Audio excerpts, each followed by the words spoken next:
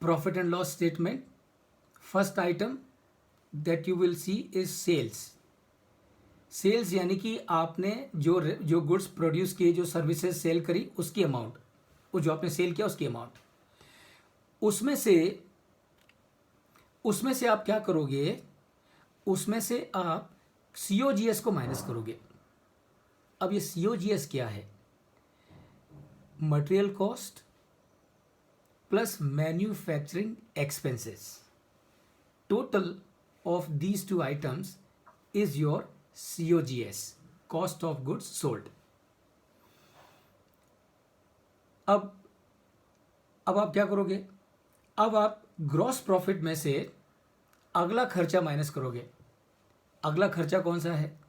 अगला खर्चा है SG&A। SG&A का मतलब क्या है?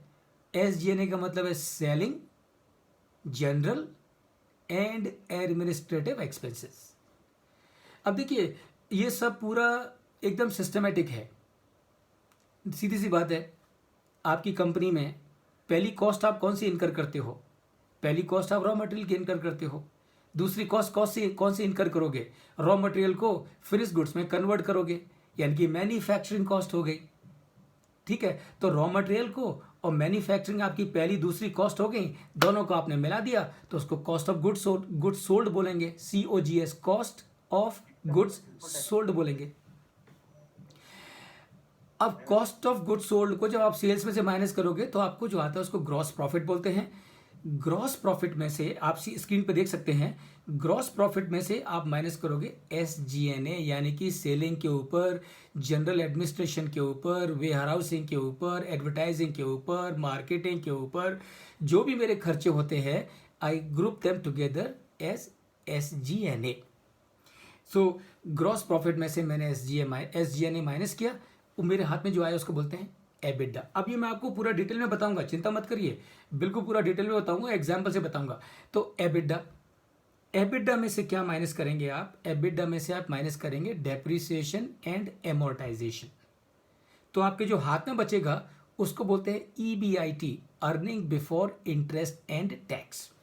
ये सारी फुल फॉर्म मैं आपको अगला जो स्टेटमेंट दिखाने वाला हूं उसमें आपको बताऊंगा, पर अभी थोड़ा सा आप ये स्टेप बाय स्टेप इसको समझ लें। EBIT में से आप क्या करोगे? EBIT में से आप माइनस करोगे इंटरेस्ट। EBIT यानी कि earning before interest and tax, उसमें से आप माइनस करोगे इंटरेस्ट। आपके हाथ में क्या बचा? उसको बोलते हैं EBT, अर्निंग बिफोर टैक्स। अब सीधी सी बात है, अर्निंग बिफोर टैक्स में से आप क्या करोगे? अर्निंग बिफोर टैक्स में से आप टैक्स को माइनस करोगे, और जब आप टैक्स को माइनस करोगे तो जो आपके हाथ में बचेगा उसको बोलते हैं नेट इनकम, या फिर नेट प्रॉफिट, या फिर प्रॉफिट आफ्टर टैक्स, या फिर अर्निंग आफ्टर टैक्स। ये चारों के मतलब एक ही हैं। तो ये आपका प्रॉफिट एंड लॉस स्टेटमेंट हो गया। अब फ्रेंड्स, अब सवाल ये है कि ये इंफॉर्मेशन का इस्तेमाल कैसे करें। As a owner of the business, as the CEO of the business, how do I make use of this information? Friends, answer is very simple. सबसे पहले देखिए, आपको यहाँ दिख रहा है gross profit. Gross profit, as the owner of the business, as the CEO of the business, as the plant head of my company, it is my responsibility to ensure that the gross profit of the company goes up. That means what? That means I as a company need to do everything possible to make my sales go up and to make my material cost go down. To make my material cost go down. Now, so that means what? That means your responsibility, my responsibility, your responsibility, my responsibility as the owner of the business is to ensure that we focus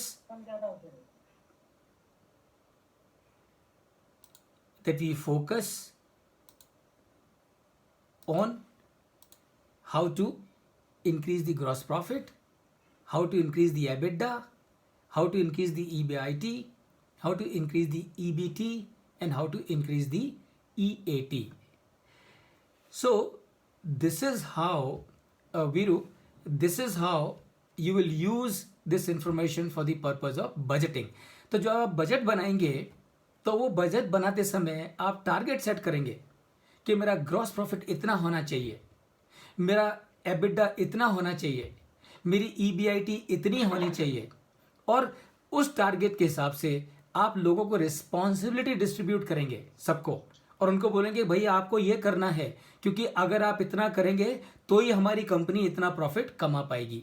तो वो चीज़, ये चीज़ आप उनको साल के and में बोल के कोई फायदा नहीं है, ये चीज़ आपको उनको आज बोलनी पड़ेगी, आज यानी कि साल के शुरू होने से पहले।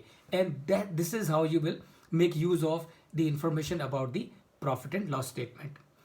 अब तीसरा जो स्टेटमेंट है friends, third statement is the cash flow.